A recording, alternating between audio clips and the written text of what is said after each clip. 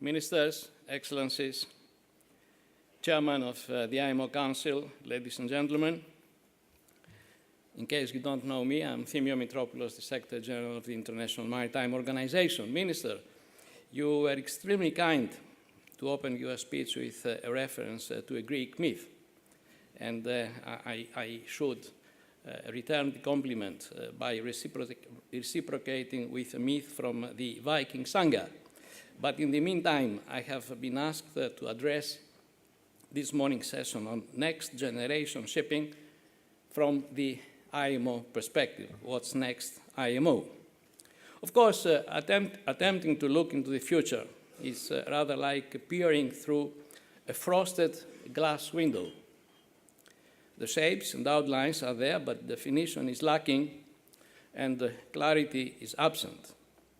And yet, here I am asked to do exactly that. However, if there is one thing that will not change in the future, that, in my opinion, is that shipping will continue to serve the overwhelming percentage of world trade. That's for sure. There are many better qualified than I to predict what may happen to shipping over the next few years from a commercial perspective. Most of them seem to be anticipating a rocky channel ahead, and in the immediate term, the outlook appears to be far from rosy, unless, of course, North shipping has the same positive effect on the markets, in particular, the Baltic Dry Index Posidonia had 1 year ago. Container trades are facing their shortest ever cycle, with freight rates plummeting again after the crash of 2009 and the relative boom of 2010. Similarly, in the dry bulk markets, one cannot be overexcited with recent developments, with freight rates still far from the partial recovery of 2010. And although one should differentiate among rates for VLCCs, Aframaxes, and product carriers, one cannot ignore the sluggish tanker market that has seen rates fall dramatically and earnings struggle to rise above operating costs, except, of course, for the short-term charter rates for LNG carriers that rose spectacularly recently.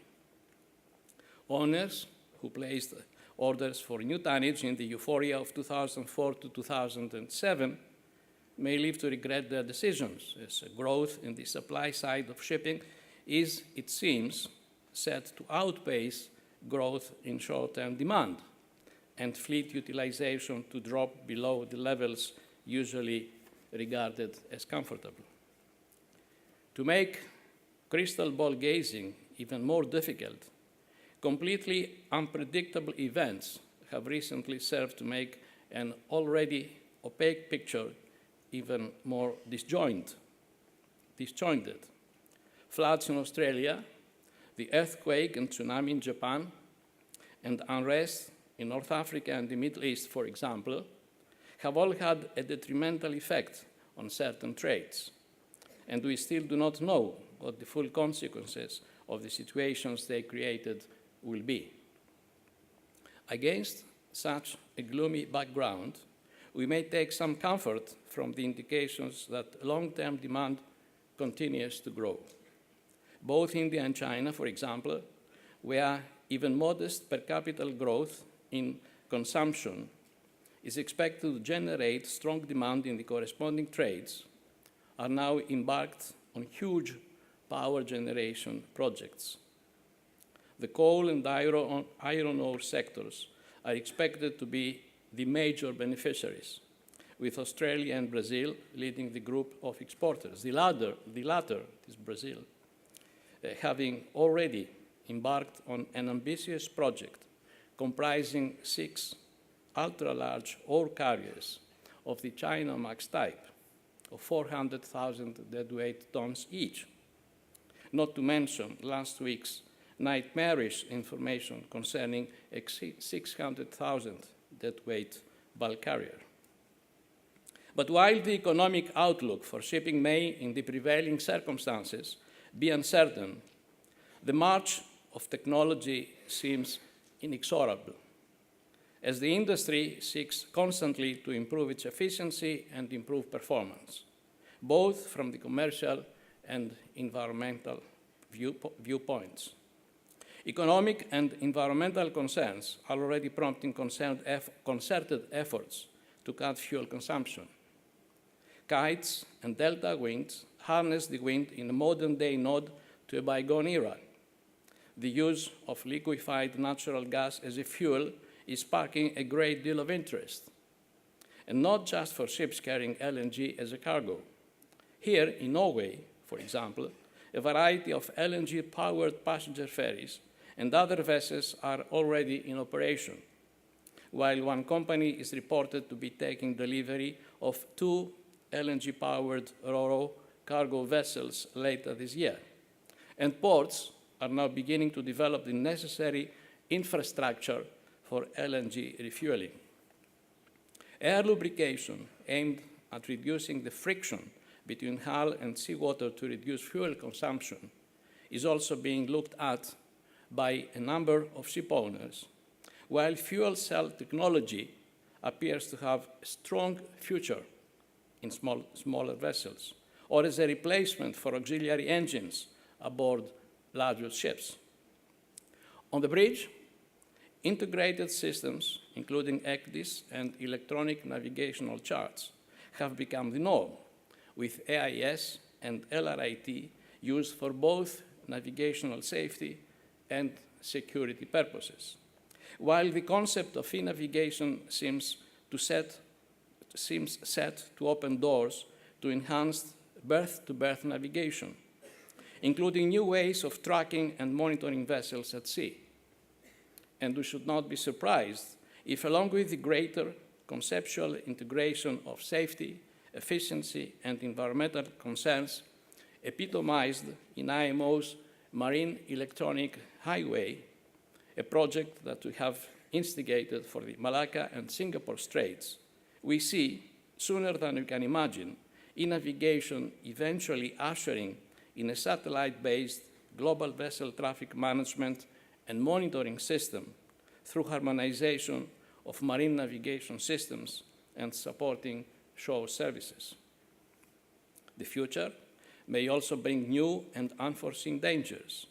New navigational hazards, such as extensive offshore wind farms or tidal energy installations, may emerge, while the melting of the polar ice caps may rewrite not only the map of the world, but also the charts of the oceans, which, of course, has prompted IMO to intensify its efforts to develop a code for ships operating in polar waters. One thing of which I am certain is that manpower issues will become increasingly important. Manpower surveys are still predicting officer shortages, and this is something the industry cannot afford to ignore. If the global pool of competent, properly qualified, and certified seafarers is to meet the predicted demand, then seafaring must be seen as a viable career choice for young people of the right caliber. And what about climate change and sustainable development? The unacceptable scourge of piracy off Somalia and the implementation of the Millennium Development Goals, all awaiting action now. And what of IMO in the future? I mentioned a few moments ago the unpredictable events that can affect the commercial side of shipping and trade. Similarly, unforeseen events have shaped the work of IMO in the past. One thinks, for example, of the disasters that befell the Torrey Canyon and the Exxon Valdez, the Herald of Free Enterprise and the Estonia, the Erika and the Prestige, or politically instigated acts such as the hijacking of the Achille Lauro and the terrorist attacks on New York and Washington 10 years ago, and subsequently on the USS Cole and the tanker Lindbergh. All have had a profound influence on our work, as I'm sure last year's Deepwater Horizon disaster in the Gulf of Mexico will have. And while we have to be prepared for others to be added to that sad litany, it is my profound hope that none shall. Revising and updating the existing body of IMO measures seems likely to remain the organization's bread and butter for the foreseeable future. But how strong, I wonder, will be the appetite for brand new regulations? In this respect, the introduction of goal-based standards for ship construction is a change of emphasis that might well find favor in other areas of the organization's regulatory framework too. It is also quite possible that the IMO members might want to give the organization a more robust role, perhaps with regard to verification and compliance monitoring. The removal of the word consultative from the organization's title in 1982, and more recently the responsibility given to IMO for verifying compliance with certain aspects of the STCW Convention, show that such a concept is not entirely without precedent. And perhaps the member state audit scheme, currently voluntary but set to become mandatory in less than 4 years, is one example of where such a strengthened role might be contemplated. After all, the precedent has been well established in other UN agencies, several of which regularly assemble and deploy inspection teams to verify compliance with international standards and agreements. Developments in ship design, equipment, and technology may also herald the demise of some of IMO's long-standing subcommittees, as their work reaches a natural conclusion.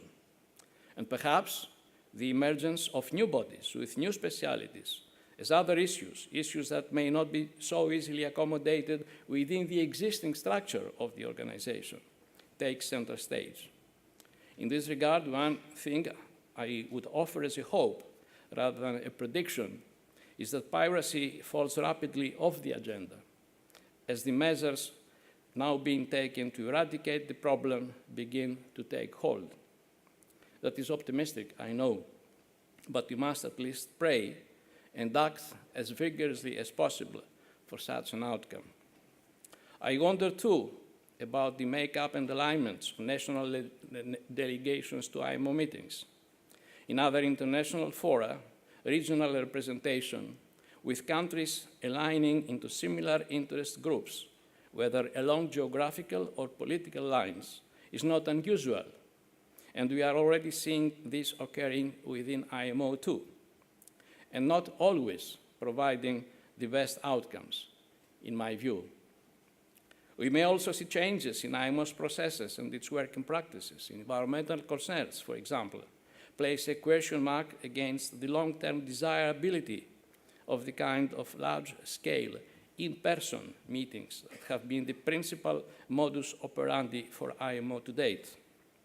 Technologies such as email or video and web conferencing seem likely to play a more prominent role in the future. Also on the subject of IMO's working arrangements, I wonder whether the coming years might see an increase in the organization's currently rather limited presence in the field. As ever, it will be a matter of weighing the costs involved against the perceived benefits. Ladies and gentlemen, I do not know how much store you can set by this misty-eyed glimpse into an uncertain future, but I do know that I am under strict instructions to keep this speech to less than 10 minutes. So let me conclude, not with a prediction, but with a request. To all members of the maritime community, whatever the future brings, maintain high standards, enshrine best practices, embrace corporate social responsibility, provide a clean, safe, and comforting workplace, and please recognize and reward the seafarers on whose labors we all so heavily depend, and exert any influence you can, wherever and whenever, to bring the scourge of modern-day piracy to an end. Thank you.